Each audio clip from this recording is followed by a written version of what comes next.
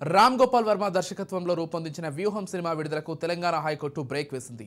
ఈ సినిమాకు కేంద్ర సెన్సార్ బోర్డు జారీ చేసిన సర్టిఫికెట్ను జనవరి 11 వరకు సస్పెండ్ చేస్తూ మధ్యంతర ఉత్తర్వులు జారీ చేసింది. ఈ సర్టిఫికెట్ ఆధారంగా చిత్రాన్ని విడుదల చేయరాదంటూ రామదూత క్రియేషన్స్ నిర్మాత దాసరి కిరణ్ కుమార్లకు ఆదేశాలు జారీ చేసింది. చంద్రబాబు నాయుడు ప్రతిష్టను దెబ్బతీసేలా రూపొందించిన ఈ సినిమా ప్రదర్శనకు కేంద్ర సెన్సార్ బోర్డు అనుమతించడాన్ని సవాల్ చేస్తూ ఆ పార్టీ ప్రధాన కార్యదర్శి నారా లోకేష్ దాఖలు చేసిన పిటిషన్పై జస్టిస్ సూర్యపల్లి నందా విచారణ చేపట్టారు. 5 గంటల పాటు విచారణ కొనసాగగా ప్రాథమిక ఆధారాల నేపథ్యంలో సినిమా ప్రదర్శనకు జారీ చేసిన సర్టిఫికెట్ను సస్పెండ్ చేస్తూ మధ్యంతర ఉత్తర్వులు జారీ చేశారు.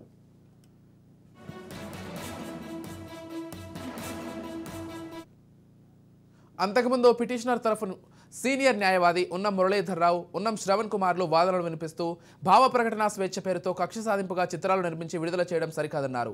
చంద్రబాబు ప్రతిష్టను దెబ్బతీయాలని నిర్మాత దర్శకుడు బహిరంగంగా ప్రయత్నిస్తున్నారని తెలిపారు. గతంలో 5-6 సినిమాలు తీసి వాటిలో ఎలాంటి లాభం రాకపోయినా మళ్లీ తీస్తున్నారన్నారు. దీనికి ఒక నేత నుంచి ఆర్థిక సాయం అందుతున్నట్లుందని ఆరోపించారు. జగన్మోహన్ రెడ్డిని ఘనంగా చూపించడం చంద్రబాబు ప్రతిష్టను దెబ్బతీయడమే లక్ష్యంగా చేసుకున్నారన్నారు.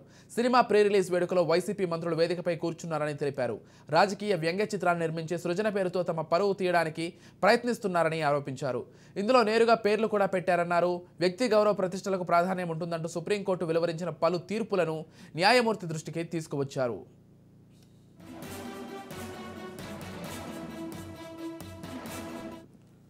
నిర్మాతల తరఫు సీనియర్ న్యాయవాది ఎస్ నిరంజన్ రెడ్డి వాదనలు వినిపిస్తూ కేవలం ట్రైలర్ చూసి కోర్టును ఆశ్రయించి సినిమాను నిలిపేయాలని కోరడం సరికాదన్నారు. సెన్సార్ బోర్డు తరపున అదనపు ఏజీ పి నరసింహశర్మ వాదనలు వినిపిస్తూ ఒకసారి బోర్డు సర్టిఫికెట్ జారీ చేశాక కోర్టులు జోక్యం చేసుకోరాదన్నారు. ప్రాంతీయ సెన్సార్ బోర్డు సర్టిఫికెట్ ఇవ్వడానికి నిరాకరించగా చైర్మన్ ద్వారా రీజనల్ కమిటీకి సిఫార్సు చేసినట్టు తెలిపారు. 10 మందితో కూడిన కమిటీ సినిమాను పరిశీలించి కొన్ని అంశాలను తొలగించాలని సూచించిందని చెప్పారు. స్కిల్ డెవలప్మెంట్ కేసు ప్రస్తావనను, కొన్ని పేర్లను తొలగించాలని పేర్కొందన్నారు.